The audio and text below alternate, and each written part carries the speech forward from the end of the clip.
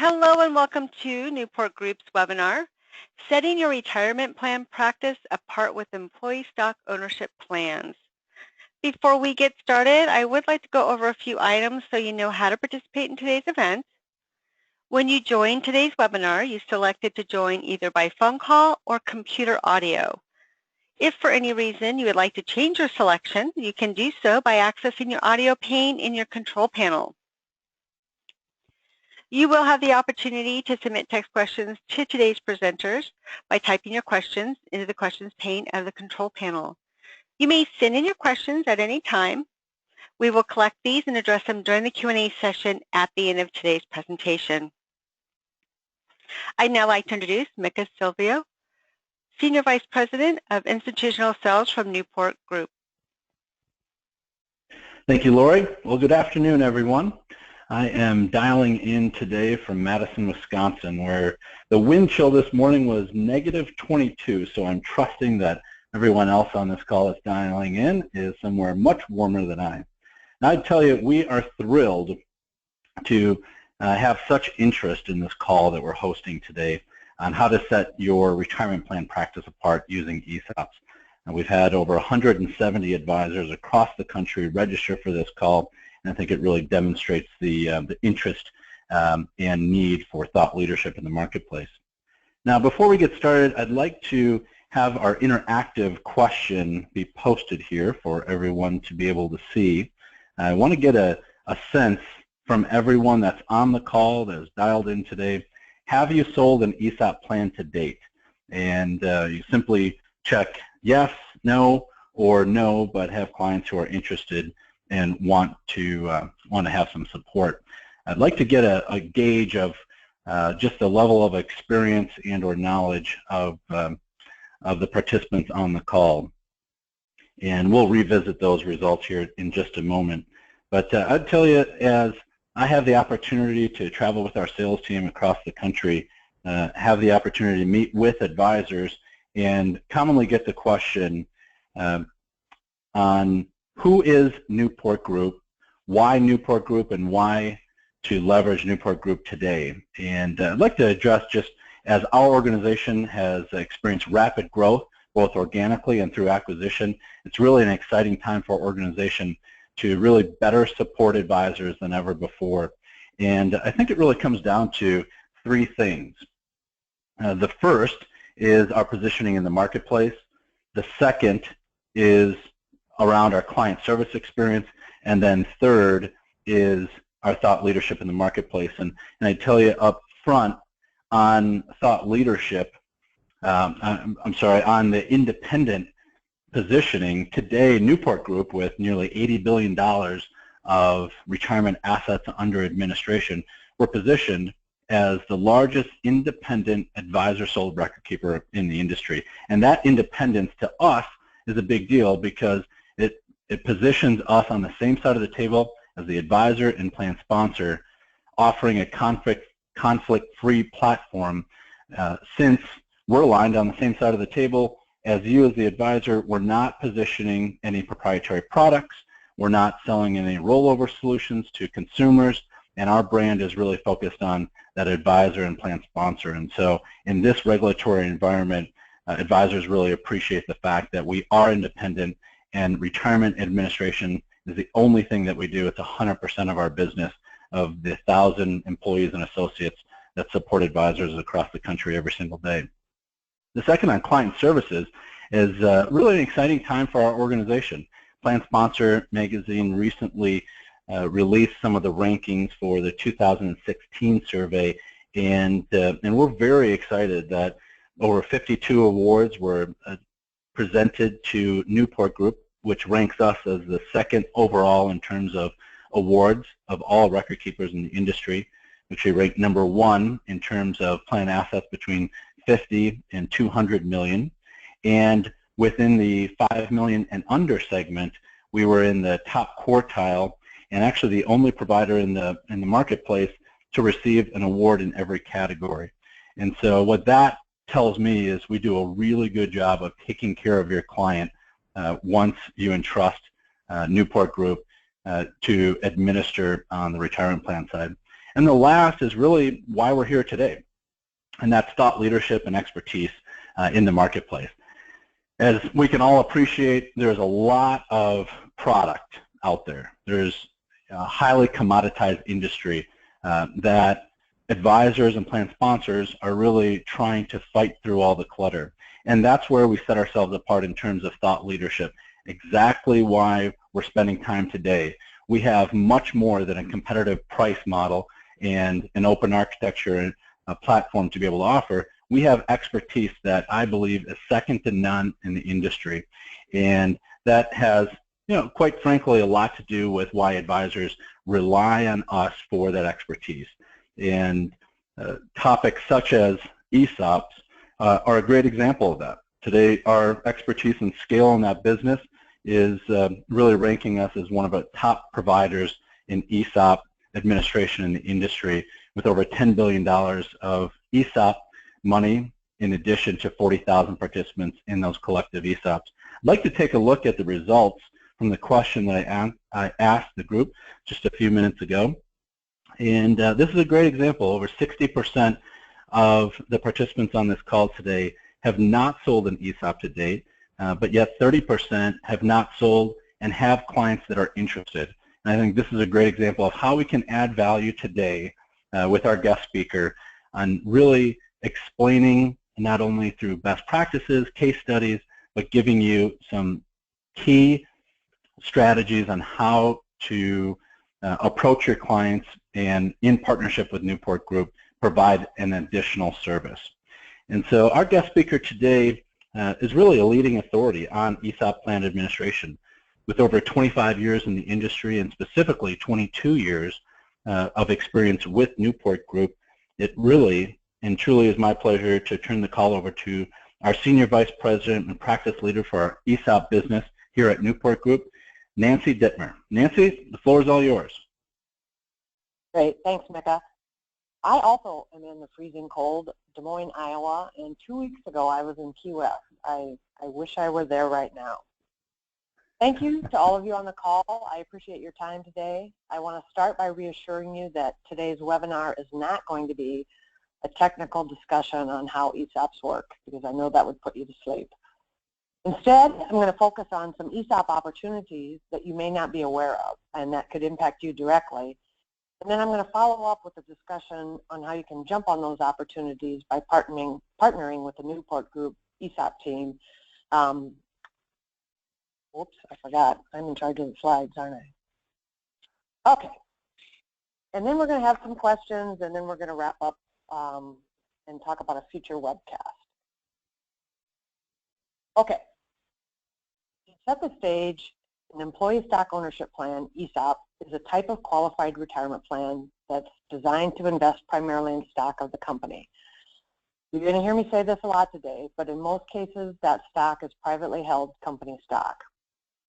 ESOP administration is definitely complicated and is definitely a specialized practice. So I have a question to start this. It's not an official poll question, but if you were presented with an ESOP opportunity, would you run away as fast as you can, or would you call Newport Group? Not surprisingly, we think the answer should be that you should call the Newport Group. The opportunities that we're going to discuss specifically today include ESOP diversification rules, ESOP investment alternatives for terminated participants, and ESOP investments other than company stock. And again, we'll go through those opportunities and then give an overview of Newport's ESOP services. Let's start with the ESOP diversification rules. An ESOP is required to allow certain participants to diversify their company stock out and into other investments. So the logic behind this requirement is to prevent employees that are nearing retirement from having all of their retirement eggs in one basket. Basically, the rules allow employees who have attained age 55 and who have 10 years of participation in the ESOP to elect to diversify a portion of their account out of company stock, and let's move that cash into other investments. And by other investments, I mean other than company stock. So how can you accomplish this diversification? There's basically three methods. A transfer of the diversified funds into the company's 401k plan, the establishment of investment funds within the ESOP, and there's rules on how many funds must be offered and the types of funds, or you can make a distribution to that participant and let him or her invest the money on his own, roll it over to an IRA, and even spend it to buy a boat or something like that. One thing you need to know about ESOP companies is that they're often very paternalistic, and so most ESOP sponsors choose that first alternative. They choose to require employees that elect to diversify to transfer that money over into the 401k plan and into their participant-directed mutual funds. Let me give you an example. I'm going to talk about this company a couple times today, but I have a client that has approximately 800 active participants, and the company stock is valued at approximately $245 million. This year, for the 2015 plan year, I guess last year, the amount that participants elected to diversify was just under $10 million. So that was a direct transfer from the ESOP into the 401k mutual funds, pretty much like rollover contributions. So you can see the significance of the diversification rules for mature ESOPs. And I should also point out that there's a statutory requirement for diversification, but many ESOP sponsors also offer what we call enhanced diversification. So they go beyond the statutory requirements, and that just frees up more funds to be diversified and transferred into the 401k plan. So that's the ESOP diversification opportunity. Another opportunity stems from investment alternatives for terminated participants. So you have an ESOP company and they've got this great employee ownership culture, and they don't want terminated employees to continue to be invested in the company stock. And that seems pretty obvious, and you would say, well, just pay out terminated participants as soon as they separate from service. That's what happens with a 401k plan. That's not what usually happens with an ESOP, and it goes back to my statement that ESOPs are primarily invested in company stock, which is oftentimes privately held stock. So that's not a liquid asset. The plan sponsor has the obligation to have cash available as needed to pay out participants when they're due a distribution. And so many ESOPs actually provide for a delayed distribution of up to 5 years, and also can provide for installment distributions. And the reason for that is so that the company can plan for the cash flow associated. There's also concerns that maybe these large balances are going to start to look attractive to these ESOP participants. If you go back to my example company that has 800 participants, in that situation, actually, it's incredible, but 70% of the company's stock is in the accounts of 100 participants. And so there are some significantly large account balances. And this company happens to be concerned that maybe an employee would terminate employment simply to have access to their ESOP account. Because ESOPs, unlike 401k plans, often don't have any type of in-service, hardship, loan provision. So really the way to get access to your money, unless you're eligible for diversification, is to terminate employment. And then there's also a concern that if they're looking to terminate employment to access their significant ESOP account balance, that perhaps they might use that to establish a competing business endeavor. So many ESOPs will have a distribution policy that delays distribution for up to 5 years, but they will segregate those terminated participants out of company stock and put them into other investments. Again, other means other than company stock. The alternatives to accomplish that include transferring those monies into the 401k plan, or maybe setting up investment options in the ESOP. So that same company I've been talking about, they chose to set up investment options within their ESOP. And actually those investment options mirror the investment options in the 401k plan, and they're participant directed.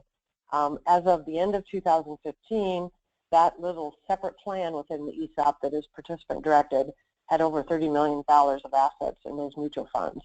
And again, that basically mirrored the 401k plan, but was totally separate.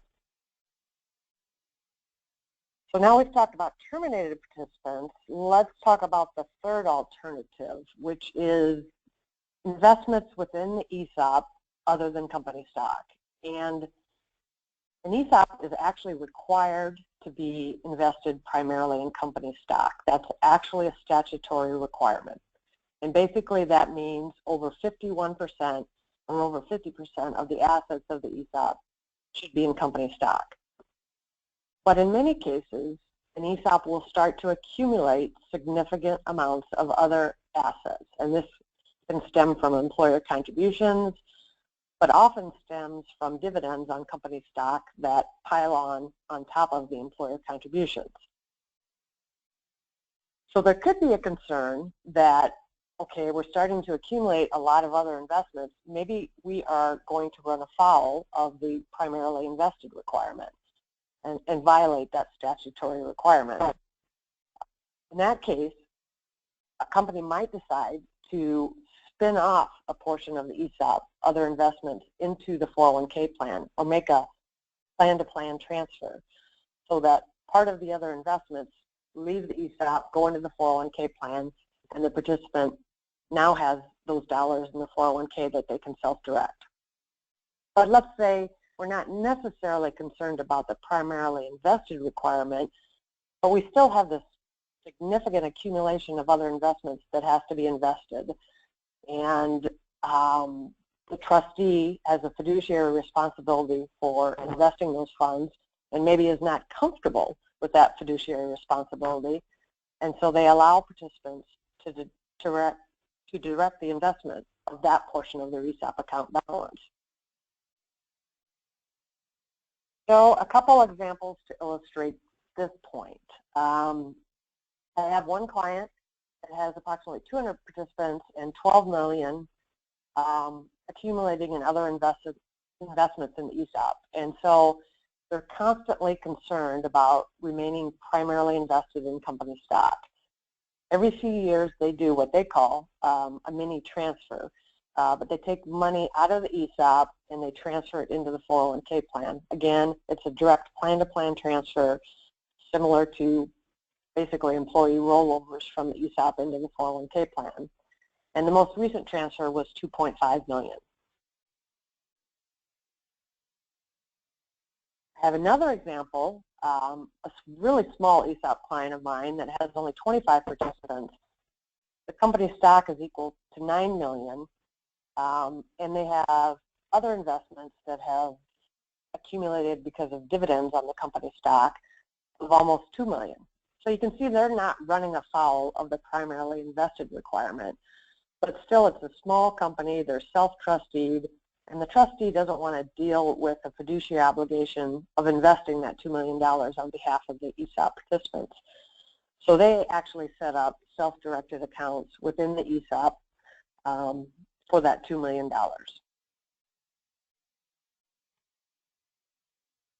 So those were my three opportunities that I wanted to talk about that I wasn't sure if you would be aware of. And now hopefully your answer to that first question, would you run away from an ESOP opportunity or would you call Newport Group? Hopefully that answer is now, hey, I'll call Newport Group. So let's do an overview of our ESOP services. We are there to handle the nitty-gritty and sometimes I'm going to the green and slimy ESOP details. There's no need for you to have to be aware of or deal with the ESOP complexities. There is no doubt that ESOPs are complicated, but we are a proven ESOP provider. We have the industry expertise. We are very, very involved in the ESOP community. We have a national reputation. We speak at national ESOP conferences. We write articles for ESOP publications. We are definitely, as Mika explained, thought leaders with respect to ESOP administration, operation, all types of issues. Our relationship management with our clients is different than some of our other ESOP competitors. Specifically, the client relationship manager assigned to each of our ESOP companies is a very seasoned professional. And that's a polite way of putting that they have a lot of experience, more than 15 years of ESOP experience. So when an ESOP client calls in and asks a question, they're talking to somebody that has the experience and expertise to answer that question. And that's a different structure than many of our ESOP competitors. We have consulting and quality and assurance that stems from our history in a CPA firm. Our ESOP practice was actually born in a CPA firm, and we have CPAs on staff. I'm a CPA. The procedures and processes and review standards that were developed when we were part of a CPA firm have continued now that we're with Newport Group. And that is definitely unique in our industry, but is very significant because, again, there's so many nuts and bolts with ESOP administration that ensuring the quality of our services through those processes, procedures, and review standards definitely sets us apart. We have the technology that we're going to discuss in a minute that complements our A to Z plan administration services.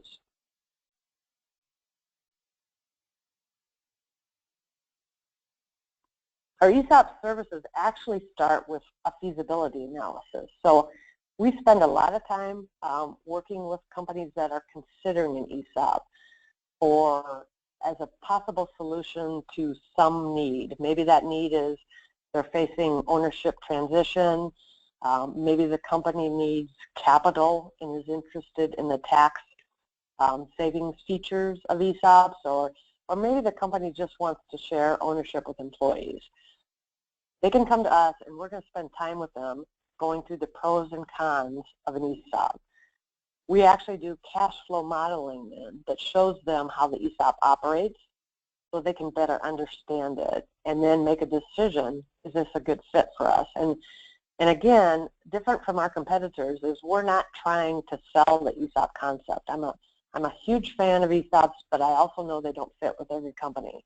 And if it's not going to be a fit, it's not in my best interest to try to put that round peg in a square hole. So we are very independent. As we go through that feasibility analysis, they may decide that they want to proceed and implement an ESOP.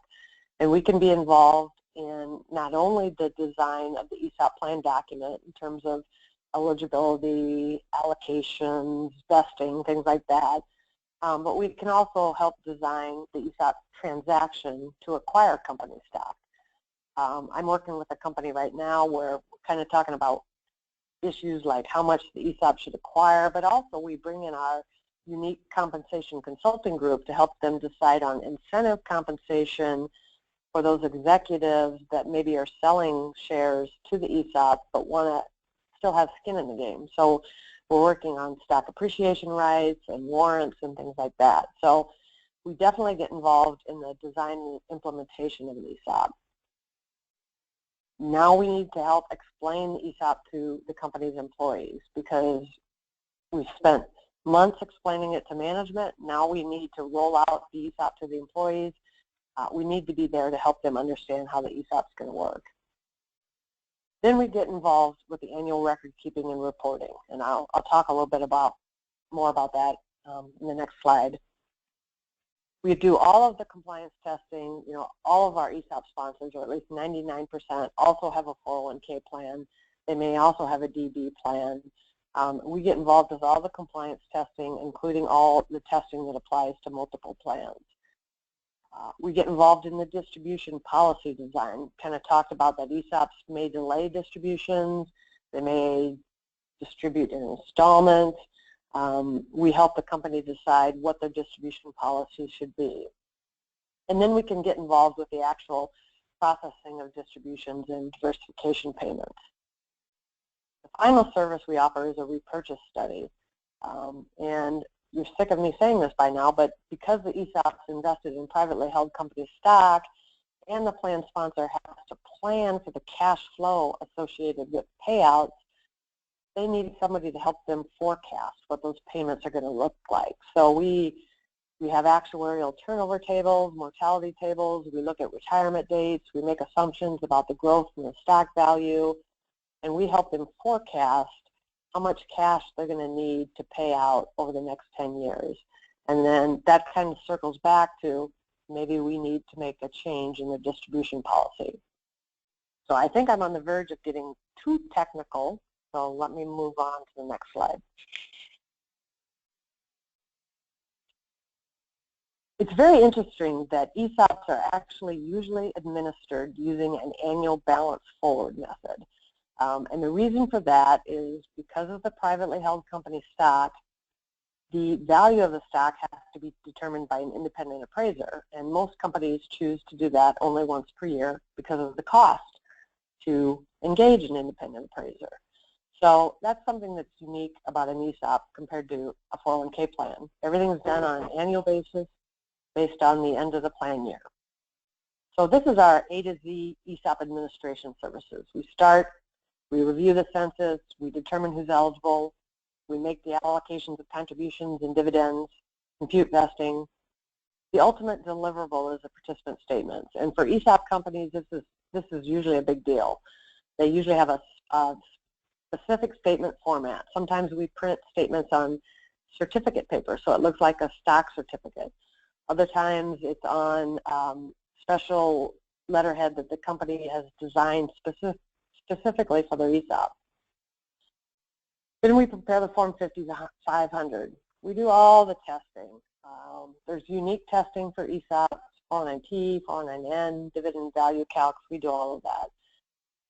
We help with all that distribution stuff. We can serve as a paying agent. We can prepare the Form 1099-R. And then we have online access. We do, for most of our clients, still prepare participant statements in paper because they want that, but we also have those statements available online. We have plan sponsor reports online. We have online distribution processing. So that is everything from A to Z that we offer in terms of ESOP administration. And we can definitely partner with you on this so that you can get the benefits from those ESOP opportunities, but not have to deal with all this complexity that I've probably gone into too much detail on. So I think with that, I am going to ask for questions. And Nancy, if we can open it back up to questions, and Lori, if you can just give us a quick reminder to all the participants on how to submit a question. I'll go through the questions with Nancy and make sure that we get all the questions addressed. All right, my pleasure. You will have the ability to ask your questions through the questions pane of your control panel. Just type your questions in and click on send. Great. Why don't I start with the first question, Nancy, that came from an advisor on the call. I've seen the term KSOP a lot lately. Can you explain exactly what a KSOP is? Sure. A KSOP can be several different things, actually. There are a few ESOPs out there that are publicly traded, and they are often KSOPs. And in that situation, the employees actually have the right to direct the investment of their 401k deferrals into company stock. But that only applies to public companies. But there are a lot of privately held KSOPs, and it basically means that we've taken a 401k plan and an ESOP, and we've put them into one plan document, and we file one 5500, but really they're operated separately because the 401k is daily valued, mutual funds, the ESOP is annual balance forward, company stock, trustee directed. It can mean that the matching contribution or safe harbor goes in to the ESOP portion of the plan, but it doesn't necessarily have to. And also, even if you have separate plans, 401k and ESOP are separate, you can make the matching contribution or the safe harbor contribution into the ESOP. We're starting to see more KSOPs, And I think the reason that companies are combining the two plans is not necessarily that there's a cost savings, because again, they're really administered separately, but it really facilitates some of the issues we've already discussed. You know, we want to send the diversification money to the 401k plan. You know, let's just have everything under one plan umbrella. We want to offer segregation for terminated participants. It's easier to have it under one umbrella. And so I would say more and more companies are opting to merge their ESOP and 401k plan into one and create a KSOP. So that's probably a long answer, but hopefully it answered it. Great, thank you, Nancy. The next question comes from Fred Mertz, and there's actually a couple of simple questions that we will run through here. Are S-Corps allowed to establish an ESOP, and are participant loans available on an ESOP? Yes. The first question, S-Corps are allowed to establish an ESOP. That actually was a law change that occurred in 1998, and I could bore you. I could go on for hours about S-Corp ESOPs, but there are significant tax advantages because an S-Corp is a pass-through entity. The corporation doesn't pay any taxes. It flows through to the shareholders. And I probably have 40 or 50 clients where the ESOP is the sole shareholder in an S corporation. So now the corporation doesn't pay tax. The shareholder doesn't pay tax because it's a qualified retirement plan. So that company can funnel all of what used to go to Uncle Sam into growing the company, and it's really exciting. The second question, yes, participant loans can be offered. You don't see it very often because of those cash flow concerns. The company likes to be able to depend and know when they're going to pay people out. And so having people being able to come in and request participant loans, maybe they lose a little bit of their control over the cash flow. But we do have a few ESOPs that they feel comfortable enough and they have offered participant loans. Great, thank you, Nancy. Second question comes in two parts from Alex Barron. And Alex asked, I thought ESOP diversification distribution must not be commingled with participant 401k assets, since the liquidity of ESOP assets is much more onerous than the company 401k assets.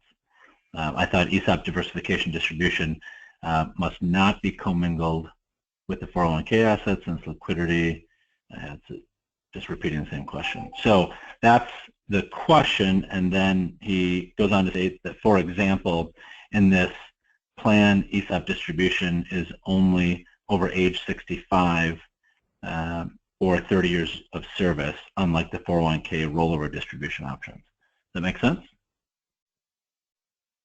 It does make sense. I think maybe there's a reference, as I mentioned, being able to get a distribution out of an ESOP is typically more difficult than getting a distribution out of a 401k plan. And so if you were, for example, doing one of those mini mergers or direct transfers of funds from an ESOP into a 401k plan, it would have to be kept in a separate bucket within the 401k plan so that the participant could not take it out until he or she was eligible under the terms of the ESOP. But with diversification specifically, at that point, the participant has elected to diversify under a statutory requirement of the ESOP. And so once those dollars go into the 401k plan, if he or she was eligible to take a distribution under the 401k plan because they're 59 and a half, they could take a distribution of the funds that came from the ESOP. So it depends on how the money or why the money was transferred from the ESOP into the 401k plan as to whether it needs to be accounted for separately and subject to the 401k or to the ESOP distribution requirements. Okay, great. And the last question we have so far is, if the diversified or segregated dollars are transferred into a separate 401k plan, can Newport Group provide combined reporting so participants can see all of their retirement funds on one website? So that's a great question, and I actually forgot. I should have talked about this, and it's not necessarily specific to this question, but as I mentioned, 99% of my ESOP clients have a 401k plan, whether that's a KSOP or whether they're two separate plans. But they're both retirement plans, and they're part of the employee's retirement benefit package. So it's really important, and it's becoming even more so important to some of my clients, that the employees, the participants in the plan, can log on to one website, see their 401k account information, see their ESOP account information in the same place. And Newport is one of the very, very few providers that can offer that. They can't change much on their ESOP. You know, it's valued annually. They can't direct the investment. Most times they can't request a loan or a hardship withdrawal, but they can see the value of their ESOP balance right alongside their 401k balance. And again, I think there's maybe 2 providers that could do a fully integrated reporting like we can. So that was a great question. Great, thank you, Nancy. That sums up the questions that we have. Any final thoughts before I wrap it up with some additional comments? I do not have any final thoughts. All right, great.